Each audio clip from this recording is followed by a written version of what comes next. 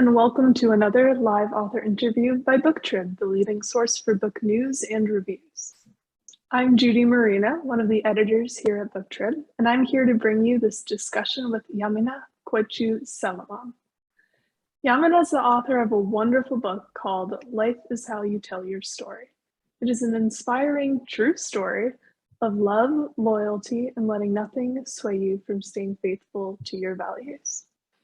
When her son Arieldavid was diagnosed pre-birth with a life-threatening condition only later identified as an exceedingly rare syndrome called Haddad Syndrome, everything changed for her in more ways than can be imagined.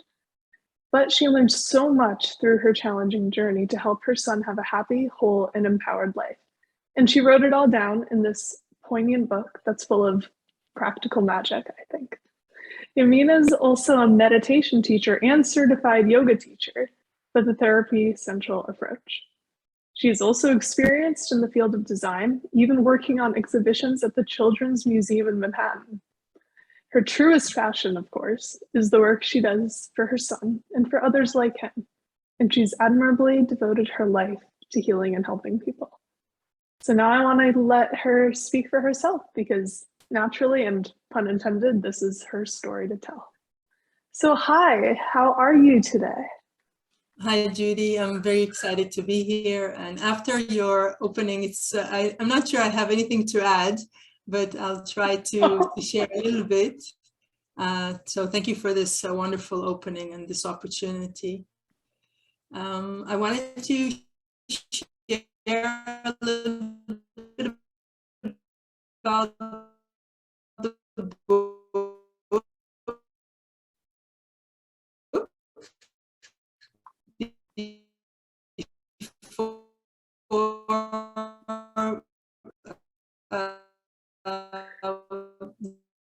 Oh no, we're experiencing some technical difficulties. I wanted to thank a few people that thanks to them, this book and her partner, without them, nothing could have happened. My husband, Michael, that helped me with the editing, my friend Audrey, that helped me with the editing, and all from the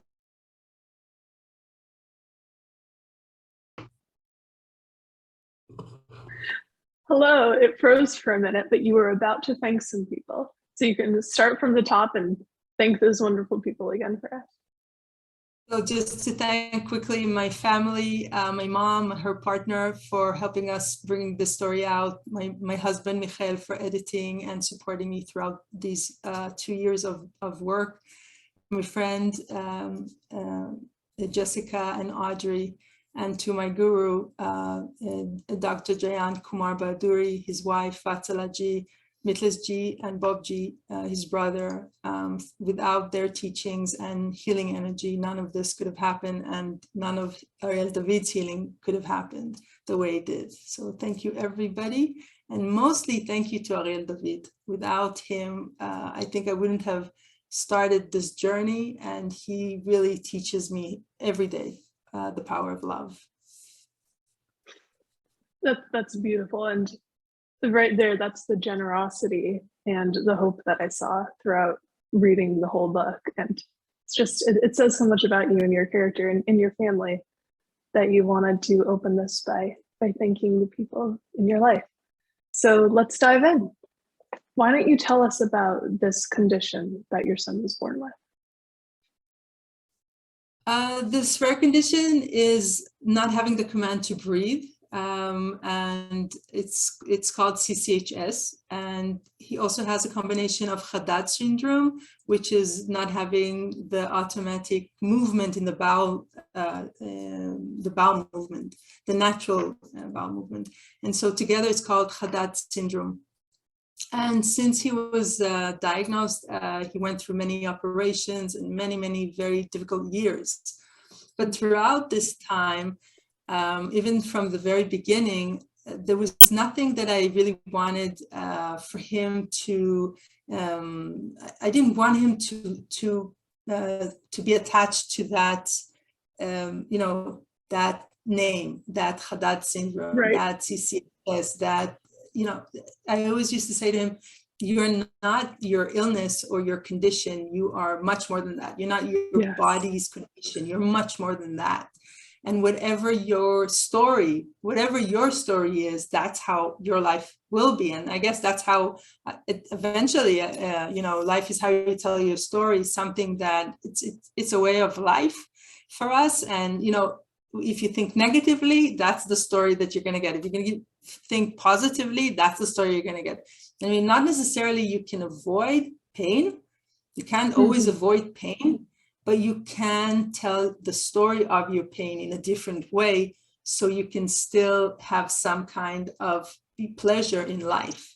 So when we finished the book, the Life is How You Tell Your Story was really, it was already there. So it was just, copying into the paper, but it was literally how we live.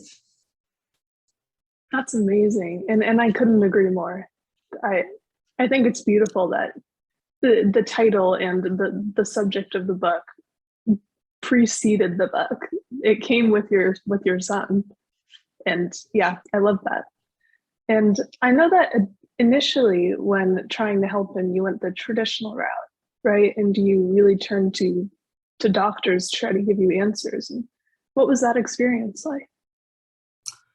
I think it's a really good question, Judy, and I think it's a question that I don't think it's a very simple answer to that, because there are so many different types of doctors and approaches, and I think I think the important thing I would like to emphasize is that there are doctors that you can really reach their heart. And it's those doctors that I wanted to work with. So one of the first things that I asked the doctors was, do you believe my son can heal? And if they would say to me, no, I would not continue with them. I would ask another doctor. And so this was one of the things that for me was a really, really important criteria. Was I needed doctors that believe that the impossible is possible. Because if you don't believe in miracles, if you don't believe in that things change, how could you be our doctor? So that was for me a really important thing to follow. Sometimes you cannot follow that, but sometimes you can. And I try to follow that. Yeah, again, I couldn't agree more. You really remember the doctors who make a positive difference in your life and encourage you to hope that you're going to heal, rather than just come in and kind of write you off like a lost cause. So was it hard to find those doctors? I think it's a relationship. When you're dealing with the chronic illnesses, it's not a one-time thing. It's a relationship. So in time, I think because we were really radiating that. Also, Arieldavid, we used to have an album of his activities next to his bed if he was hospitalized, just to make sure people know that he's more than just, being ventilated at that moment, So I love that. Yeah. I think it's important. I think for the viewers to know that not having the command to breathe means that he was ventilated from birth, which I didn't mention. And so this, a lot of people think that, ventilated, so he can't do anything. That's a lot of the responses, and it's not true. You can do a lot of things.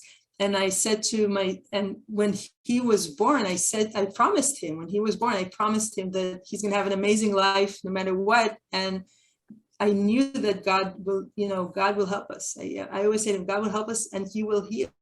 And he will send us the right people. And this journey that we went off, it wasn't my journey, it was our journey. And of course there were moments of doubt and that you break down, and there was darkness, and of course there are those moments. I don't think it's natural not to have those moments. Right. But what is the majority?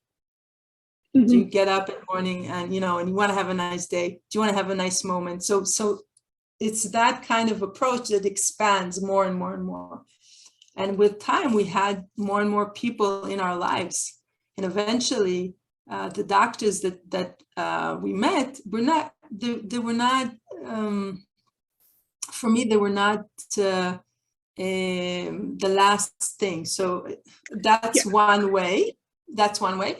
And I wanted to do other things with my son that they couldn't do. I wanted to empower him. I wanted to help him get strong in the body. So, you know, I wanted God to really to show me how can I do that. And eventually I found self-awareness, the School for Self-Awareness of Patrizio Paoletti. And they really helped me to get in touch with that part of observations, and to teach my son also to observe in his way. And then through that, I realized that I needed to go deeper into the yoga, because he showed me that he wants the yoga. He was doing yoga by himself. And I understood that that's what he was wanting to do. And eventually I reached my guru in 2012, Dr. Jayant Kumar Bahaduri and his family. And that was the breakthrough. So Storia, which was my method that I developed for my son, which is visualization, along with the doctors, I completely, how do you want to help him be healed completely? Yes. And then starting to get the yoga and the Brigu yoga into our lives, that really made an impact. And at age 10, he started to breathe on his own in the daytime. That must have been such a wonderful moment. It was. At first, I was a little bit not sure that I'm observing correctly. I have to be honest. It was like, you know, what am I seeing? Too good to be true. Yeah. Exactly. I mean, I think this is also part of dealing with chronic illnesses. Is sometimes when things get good, you're like, oh my God, is this a dream? You know, punch. You know, is this? You know, what's happening? You know, is it going to continue? You know, how is it? So these are things that you deal with, and it was wonderful when it started. Well, I'd really like to ask you more about the Storia or Storia. How did you pronounce that? Storia Map? Storia Map. The Storia Map. Yeah, please tell us a little bit about that, because that's what makes your book so special. It's both the story of your son's life and your personal journey, and also it's a really useful guided self-help book. Thanks, Judy. I sure hope so. Definitely works for us. Hopefully it will work for us as well. Well, it's interesting about the Storia, because when I was little, I spent a lot of time with my grandparents, and when I went to sleep, they would tell me this story. My grandpa used to tell me this story of, it was always the same story, that there was a little girl and she was living with her grandparents and in the woods, and she would go every day to to just walk around and enjoy the woods and find different friends and animals. And he said, when, you know, always the same story, but then he would turn to me and he would say, what happened in the story? And then it was my turn to say what happened, you know, what the little girl met and who did you meet, what animals, what you do. And then he would say, and if you got into trouble, you can always, you know, have a little ring and just, you know, rub the ring and imagine the solution. And that's what would happen. So you can never be in a problem, you know. And that way of thinking really helped me growing up, because I always knew that there's always more than one story to tell. There's always more stories. It really depends on your story that you're following. And Storia, when Arieldavid was born, 2 weeks before he was born, I was suggested to do an abortion because something was wrong with the baby, the doctor said. And after the initial shock of that information that I received, I immediately said, no, I'm not planning to do any abortion. I want my son to live. And in fact, I want you to help me. I want you to help me that he would live. And he's God's present. I'm not giving it back. And so, yeah, I'm keeping it. And so Storia, and Storia is that. It's Storia in Italian. It means story, which in English is story, but it also means history. So it's a dual meaning. So whatever your history is, tomorrow is still to be unfolded. So it depends on your story. Whatever you tell you today, it will affect you tomorrow. So Storia Map, that's how I started my Storia Map. I visualized my son healed completely and having a great life and having a, really a beautiful life. And so that was my story. And the Storia Map was starting to put inside it methods and affirmations and different directions that will help me get there. So it's not enough to visualize. You have to actually have a concrete, path. But sometimes you plan and things don't go the way you plan. Oh, quite not often. At all. Yes, mostly. So the Storia Map helps you to keep on track, because it's quite difficult to keep faith, I would say blind faith, for so many years and through so many difficulties, So the reason why I had that map was because I wanted my son to make sure that he doesn't, fall into despair, fall into darkness, because it's very hard when you confront pain, physical pain. It's very hard. So what I used to do is I used to tell him this story about him, about what I see in my eyes, not the eyes that look outside, the eyes that look inside into my heart. And so I would teach him that. And every time that we were in the hospital, and we spent years in the hospital when he was little, from 0 to 5, almost every 2 weeks we were there. And I used to say to him, well, why don't we go out for a little bit? And I would convince the doctors to let us go out just for a few minutes, outside to the fresh air. And we did. And every time we did, he had a huge smile on his face. And I said, if you take this smile and you remember that that's not going to go away, that's going to grow. So don't give up. And then slowly by slowly, he would know, he learned that method by himself. And every time he would do it by himself. And then the time when he got better, thanks to the puja, thanks to Dr. Baduri's puja and his families, he was able to smile more and more and breathe on his own, and started to go horseback riding every week and bicycle riding and many, many things, which you can actually see in the book. Oh, show us. Show you. Yeah. So this is him doing yoga. Oh, that's amazing. Yeah, since age 5, actually. He's a better yoga practitioner than I am. Well, you started him off early.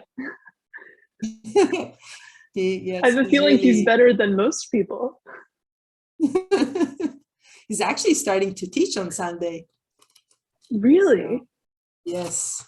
So he had already classes in 2019, but now he started again. I'm just looking forward to see if you have the, well, I can't find it right now. It's too excited, that's why. But it's in the book. There are pictures in the book of many, many things that he does. That was one of my favorite things about the book, was it really made me feel connected to you and your story and your son, to see with my eyes that this child that was told he couldn't heal by many people is now not just alive, but alive and very well. We still have things to go through. Oh, I'm sure. Thank you. But thanks to God and to all these amazing people that helped us, we are getting through. And I think the message here, somebody told me, someone recently that I work with said to me, I want to heal completely. And I said to her, because I work with people with chronic illnesses with the Storia method and with the yoga. And I said to her, well, what is healing? What does healing completely mean? Because, you know, you could be completely healthy and still unhappy. And it's not necessarily an illness, but it might be something that is with you all the time. Right. And so I said to her, but then you sometimes have people that are not healthy in their physical body, but they're completely happy and they're ready. So what is complete healing? You know, this is very important, because I think that you can live a full life, even if you have a chronic illness.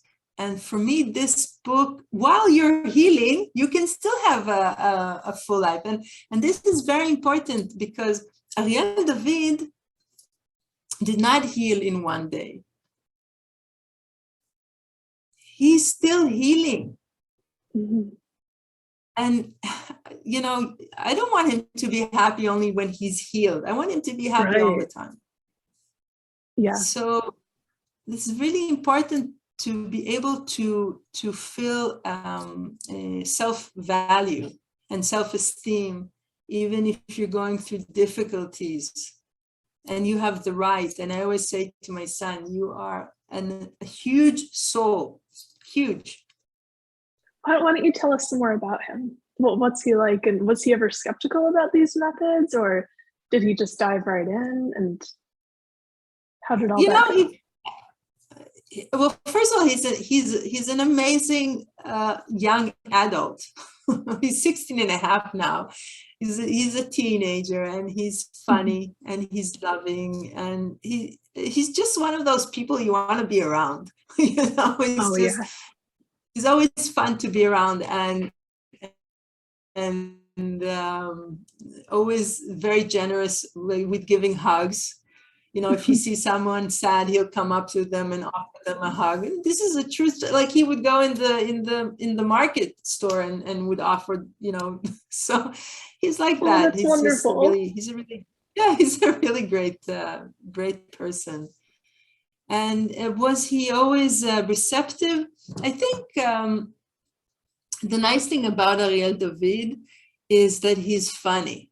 So let's put it this way: if it's not fun, it's not going to happen. So, yeah, a lot of kids are like that. Yeah, it was nothing about trying to convince him. It was just like observing him and seeing what he likes, and then offering that to him in a deeper level. So like, for example, I came when he was 1 year old, and I saw him doing his head was back on his bed. Well, basically he was doing a yoga posture, and that was helping him to breathe, and he did it naturally.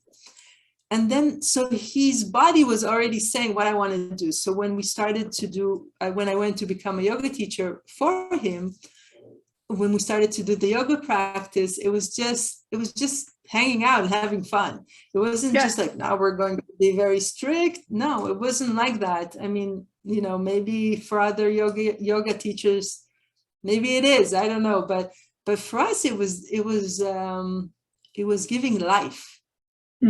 So the yoga mat became a place of independence. It was the first place he was independent, because he was the one who took control over his body. And this is a really important thing in the Storia Map. For us, the yoga is very essential there. And then his livelihood is also part of the Storia Map, because I always say to him, you know, when he's not so happy, you know, if there's rain and he can't go horseback riding, then he'll be upset. Then I always say to him, yeah, why don't we look at videos of you doing the horseback riding? You know, that would make him happy again. So it's about having a goal, but also enjoying the journey, not necessarily sticking to I have to succeed, you know, like, because what happens if you don't succeed? It's still your life. You know? Yeah. Oh, my mouth hurts from smiling so much. I love all of this. um, I really, I'm really curious to learn more about the process of writing this into a book. Was it challenging? Was it hard? Was it hard to relive some of those moments, for example, in the hospital, or Oh my, how did my it God, feel? yes. Oh, Well, terrible. I have to say, it took me years to get started. my mm, my friend Dorita, I don't know if she's looking at this or not, but she knows how hard it was for me to start because I had so many conversations with her about that. It was really hard because I didn't want to relive it. I didn't want to dive into that at all. But I felt I really needed to help others. I felt I needed to give other people, a story that's inspiring for them to take control over their lives. Because when you deal with a chronic illness, it's like it's such a weight. It's like so heavy. Oh my God, it's so heavy. But you want to enjoy life even if you have that heavy thing, because yeah. my son is not,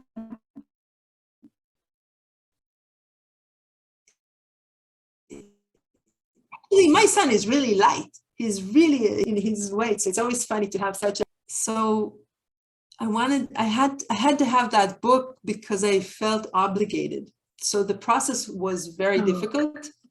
So it took me 5 years to get started. But once I started, it was great.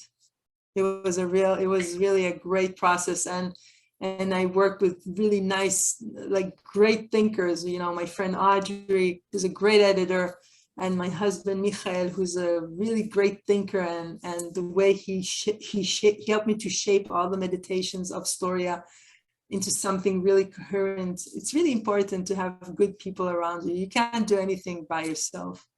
And then Jessica from the publishers, the gatekeeper press, it was thanks to her that we were able to get the book out in such a beautiful way. So the process was complicated but worthwhile, because my mission is to really help people with chronic illnesses have a full life. mhm.